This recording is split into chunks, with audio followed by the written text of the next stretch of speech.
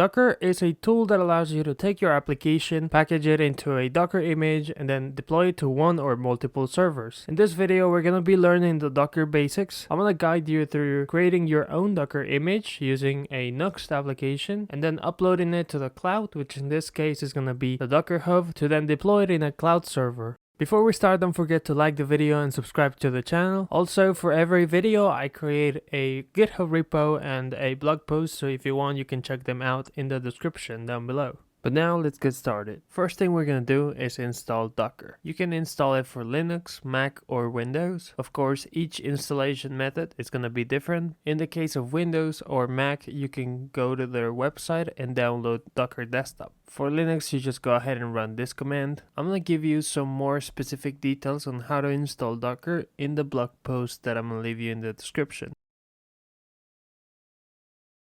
Once you've installed Docker in your computer and you can run the commands, we're going to go ahead and pull an image from the internet. This image is going to be Ubuntu. So go ahead and run docker pull Ubuntu.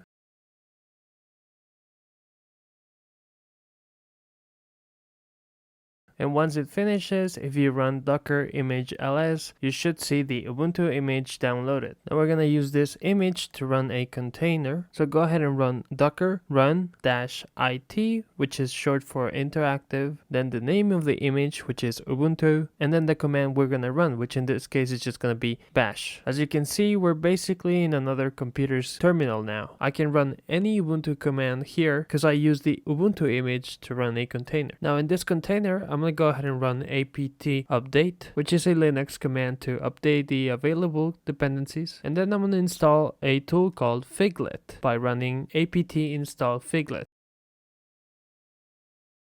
Then to use it, I can run Figlet and then a text, in this case enter flash. As you can see, I couldn't do this with the regular Ubuntu image. I've added new things to it. So what if I wanted to preserve the current state of the container? We would need to exit the container, then run docker container ls-a to show all the containers, even the stopped ones. And here you're going to find the container we used before. We're going to copy the container ID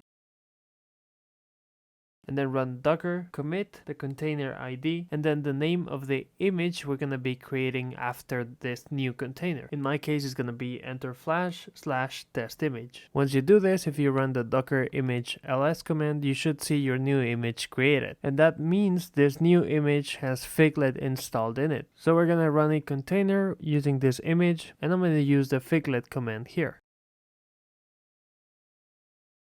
With this, hopefully you get the idea of how images and containers work. We downloaded an image from the cloud, in this case it was Ubuntu, then we started a container using this image, then we modified this container to include a new tool called Figlet, and then using this new modified container, we committed to create our own image and upload it back to the cloud to then download it in one or multiple servers.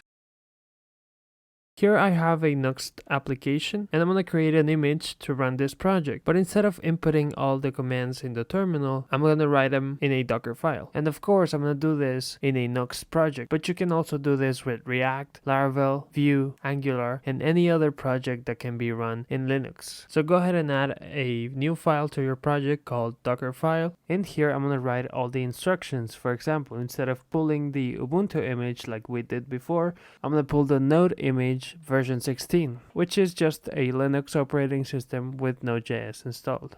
And I'm going to call this section of the Docker file the builder section, because here's where I'm going to build the project. Then I'm going to set a work directory, which is just the default directory in the image. And then I'm going to run the copy command, which is going to copy all the files in the current directory to that directory in the image. Then I'm going to run a command called npm install to install all dependencies in my project, and then I'm going to run the npm run build command, because this is the command that we run in Nuxt.js to build a production ready application. Then I'm going to remove the node modules folder, and I'm going to run the npm install command again, but this time only the production dependencies. After that, we should have a production ready application in the /app folder. Now we're going to do the second and the final part of the Docker file. We're going to pull again the Node 16 image, set a work directory, and then this time I'm going to set two environment variables in the image, the host and the port. Then I'm going to copy all the files from the /app folder in the builder image into the current image folder. Then we just expose port 80 and we're gonna run the command npm run start. As you can see, I'm running a different instruction here, cmd, and that's because the npm run start command is the one that starts the application, so it should be run whenever a new container is started. And that's what the cmd instruction refers to. Now in the terminal in this folder, we're gonna actually build and name this image. Now since I'm gonna be uploading it to the Docker Hub registry, the image has to start with the name of my username in the Docker Hub. If you don't have a Docker Hub account, you can go ahead and create one right now. They give you one private repository and unlimited public repositories for you to upload your images. Okay, now to build the image, run docker build-t and then the name of the image we're creating. So I'm naming my image enter flash, which is my username, then / and the name of the image, which in this case is gonna be nuxt3. Then the name of the folder where the Docker file is located. In this case, it's the current directory, so we just write a dot. Once you do that, you're gonna see every instruction run. And once it finishes, you can run docker image ls and see the final image created there. Now you can go ahead and run docker login and use your Docker Hub account to authenticate. Then just run the docker push command and the image should automatically be uploaded to the cloud.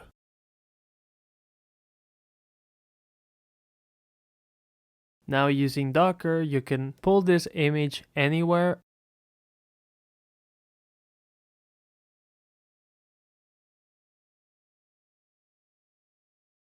Then just type in the docker run command, set the ports, type in the image name and run your application.